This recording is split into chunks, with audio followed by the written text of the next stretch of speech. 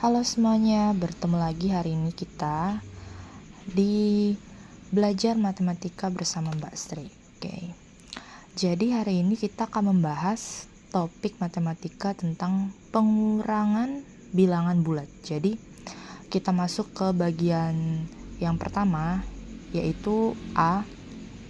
Di sini Mbak Sri sudah memisalkan contohnya ya, ada min A dikurang dalam kurung negatif B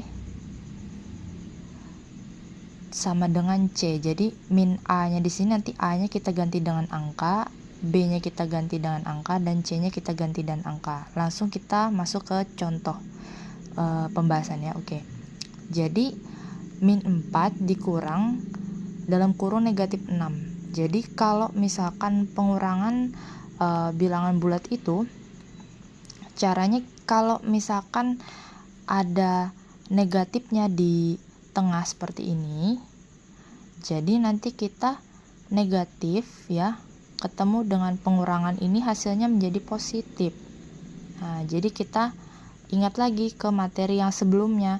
Nah, materi yang sebelumnya itu bahwa negatif bertemu dengan tanda pengurangan ini menjadi positif. Jadi kembali ke konsep penjumlahan bilangan bulat. Nah, nanti bisa ditonton video yang sebelumnya. Jadi nanti hutangnya di sini 4, lalu Mbak Sri bayarnya 6 ya. Jadi Mbak Sri lagi tekankan kita punya hutang 4, lalu kita bayar 6. Jadi sudah lunas ya hutangnya. Jadi hutangnya lunas. Kalau lunas kita tandanya positif. Jadi hasilnya 6 kurang 4, 2. Jadi hasilnya 2. Nah, kemudian lanjut ke soal selanjutnya. Jadi ada negatif 6 dikurang dalam kurung negatif 7 itu sama dengan negatif 6 ditambah 7. Jadi negatif bertemu dengan pengurangan hasilnya positif. Jadi punya hutang 6 dibayar 7 lunas ya, jadinya 7 kurang 6 1 lunas. Jadinya 1.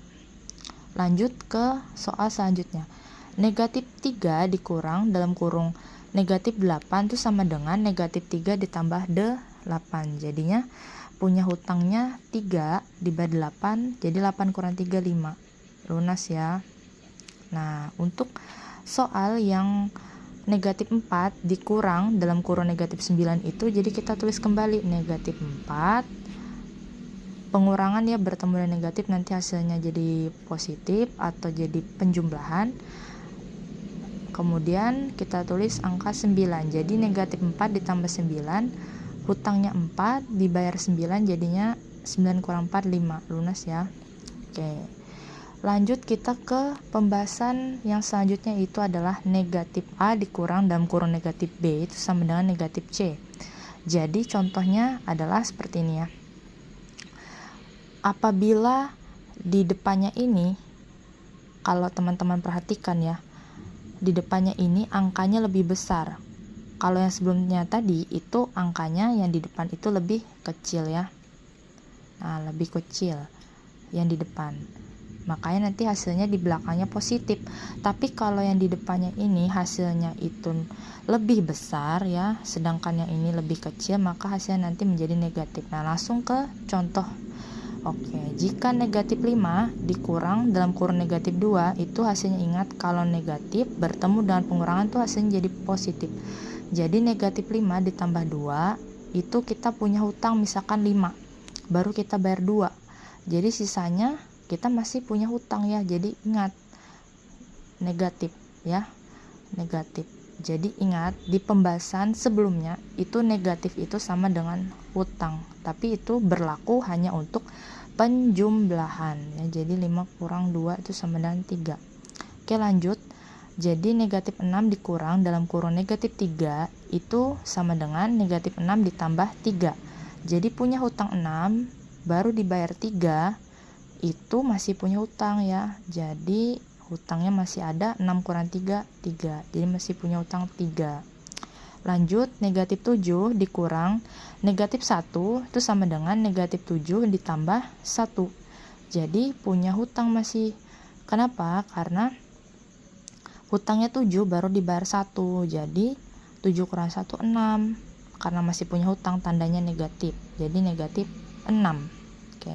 Bagaimana jika yang soal di bawah ini? Negatif 9 dikurang dalam kurung negatif 4 itu sama dengan, kita tulis negatif 9, kemudian tanda negatif bertemu dan pengurangan itu menjadi positif atau penjumlahan. Kita tuliskan angka 4. Jadi negatif 9 ditambah 4, jadi kita punya hutang 9, baru kita bayar 4. Jadi hasilnya adalah masih ada kan hutangnya, jadi 9 kurang 4 masih punya hutang negatif, kemudian 9 kurang 4 itu 5. Oke. Sekian penjelasan pengurangan bilangan bulat pada hari ini. Semoga bermanfaat.